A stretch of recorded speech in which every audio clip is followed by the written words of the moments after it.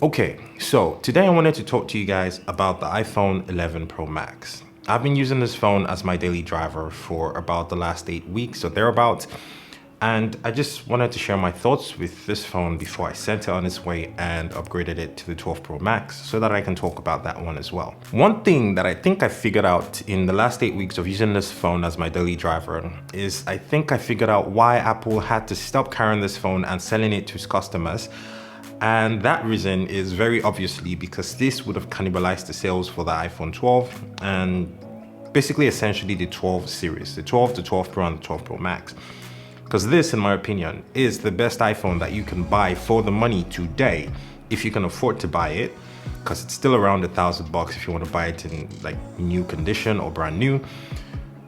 This is the best iPhone that you can buy for the money, and you really honestly can't get anything better than this for the value that you get for what you're paying. And we're going to talk about that in a moment. Now, usually I'll start off a throwback review talking about the design of a phone and stuff, but today I want to start talking about the cameras.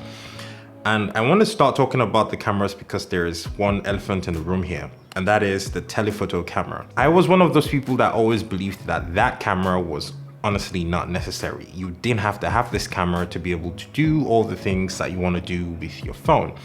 And in the past, it's always been the Pro series of iPhones that always have the, extra camera. The 12 Pro, 12 Pro Max, 11 Pro, 11 Pro Max, yada, yada, yada.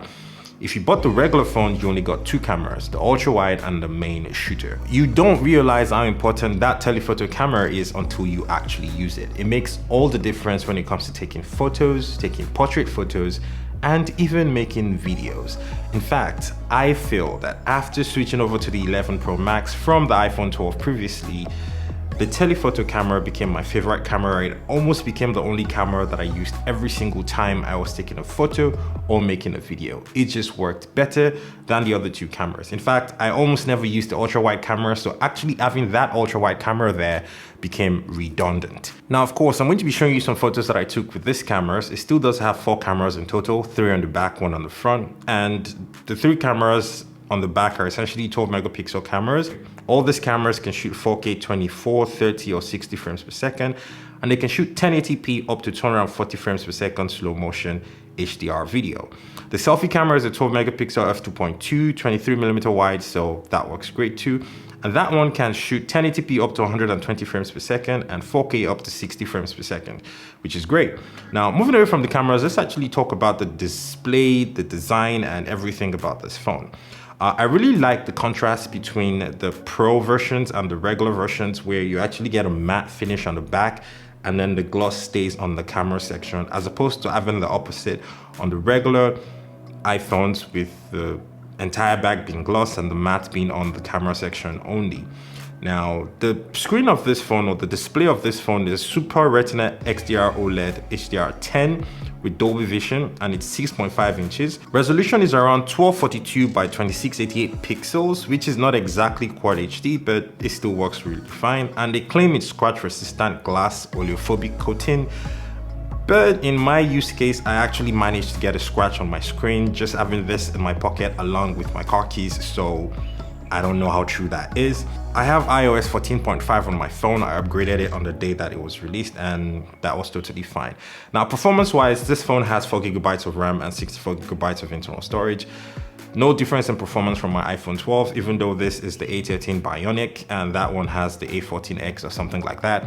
No difference between this and my iPhone 11 regular that I used about a year ago, which again also had the A13. And for performance, mostly every iPhone since the iPhone XS Max pretty much perform about the same. Even the iPhone XR performs really, really good when compared to this phone. They perform identically, so if what you can afford is something like the iPhone XR or the iPhone 11, you're really not going to be missing much except the telephoto camera. And I promise you that actually is a big deal.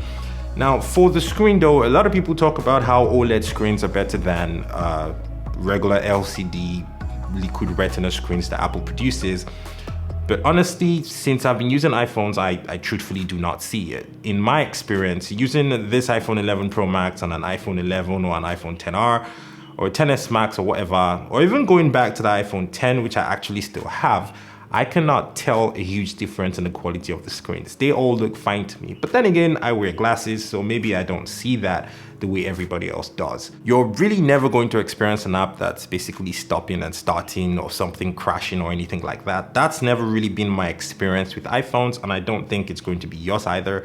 iPhones are really, really well optimized when it comes to performance with the applications, and everything usually works great. Now, the part where this phone truly shines and stands out from every iPhone, even the new 12 series, the 12 Pro and the 12 Pro Max, as beautiful as those phones are, there's something this phone has that they don't, and that is the battery life. The battery capacity on this phone is larger than any other iPhone that you can buy today.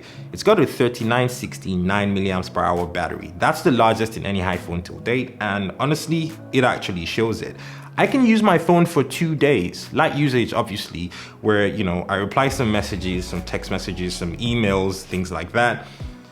I put my phone back in my pocket. I listen to some light Spotify once in a while. I connect my phone to my car Bluetooth stereo system when I'm driving, play some music through there, and I can easily get 2 days of battery life out of this phone without any issues. That to me is absolutely insane, and it's not something that I've been able to do with any iPhone previously, even the iPhone 12 that I was previously using. Unlike the new iPhones, when unboxing this, you actually still get the accessories in the box. You still get the large box, the big one that, you know, yeah, has a space for the charger, the charge brick, the cable, and even earphones. You actually get earphones with this.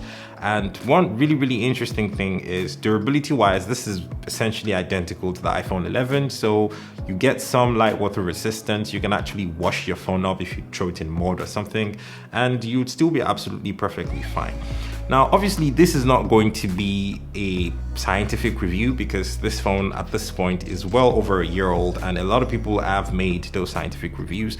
But this is just a video reiterating how important this phone is in 2021 and why Apple pretty much stopped selling this phone because they figured out that this would cannibalize the sales for the iPhone 12 series. I mean, there's no reason why I should be paying slightly more for an iPhone 12 without the telephoto camera when I can get this with the bigger screen, a bigger battery, a better performance technically on paper, and the 3 cameras and everything with this design that I actually still prefer to the 12 series for less money on the used market. There's really no reason why I should do that. But having used the iPhone 12, I can say categorically, coming from the iPhone 12 to the 11 Pro Max has been a dream, and my experience making that switch has been absolutely fantastic. I truly, truly love this phone, and I would not trade it for anything except, well, the 12 Pro Max, which I'm about to trade it for.